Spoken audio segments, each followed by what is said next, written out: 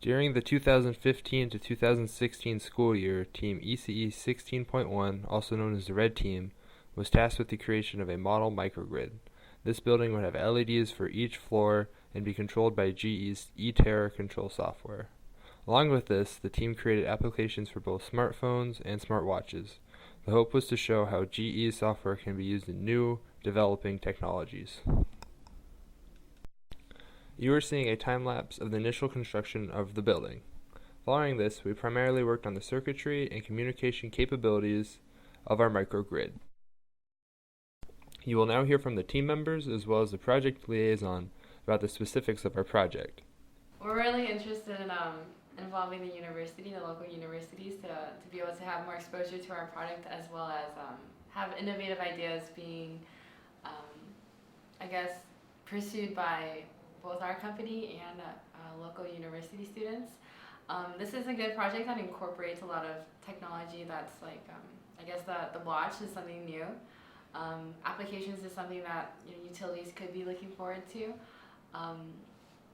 But more importantly, it was to be able to show you guys what a power grid is. So in this scale, you guys were able to create a very small scale of a microgrid and be able to control power, work with the software. So it involves a lot of things, and I think it gives the customer a lot of input and a view of overall what we could do with our software. I focused on the circuit design, construction, layout, and schematic capture. And yeah. Did you integrate most of that into the physical microgrid? Yeah, so this is all, most of the circuitry lies within the model here. The other aspect of the project had to do with more programming and communication protocols and things like that, which Lauren and Ben had covered. So I focused on the actual circuit design of the model. So our project is about microgrid. So we're going to be using a solar panel as our microgrid, and so we also have a solar controller which connects everything, including the battery, the load, and the solar panel. And it also works when the battery is fully charged. It's gonna disconnect the connection between the solar panel and the battery.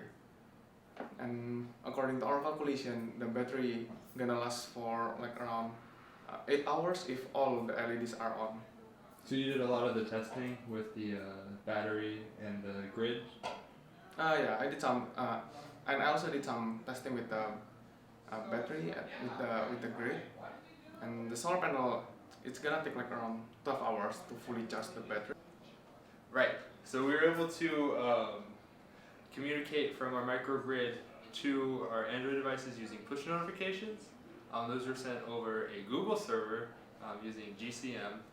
Those would be displayed and saved on the Android application, which is then shared with the watch in order to get a full display of the current status of the building.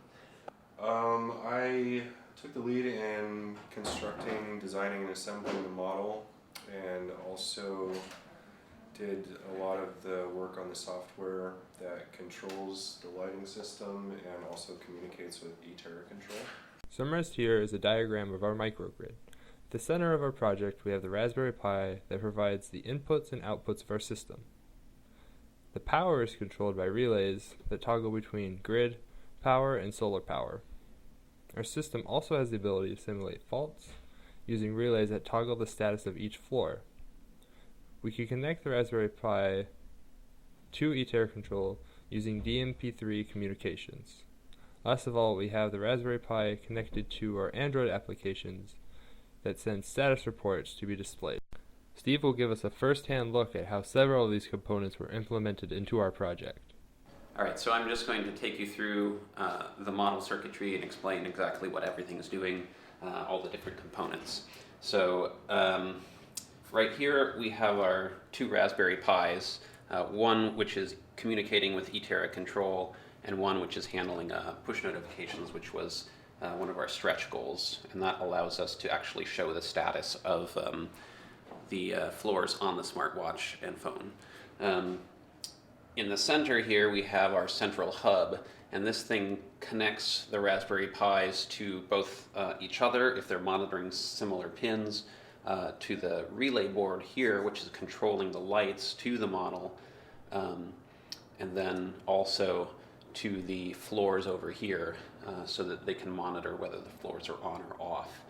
The battery here is charged through a solar panel on the model, through this SunSaver 6 microcontroller, or solar controller, and then everything is powered up through a power strip right there. On the top of the model here we have our control panel, and that's split up into a master section here and a individual floor section. Each one allows you in the center position to receive communications through eTerra control, and then fault either on or fault off. So when the floor is faulted on, it's on whether eTerra control tells it to be off or on, and in off it's the reverse, it's always off whether eTerra tells it to be on or off. And then in the master section we have a switch that allows us to be connected to our simulated grid, which is simply a 12-volt power supply, or a battery, which is our 12-volt battery. It was also important to make sure the user could correctly see the display of the status at all times.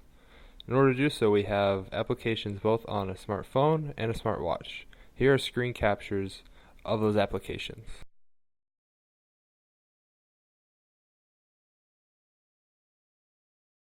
Microgrids are a growing technology, and we had a great time learning how to implement our own model version. Thank you for taking your time to see our project.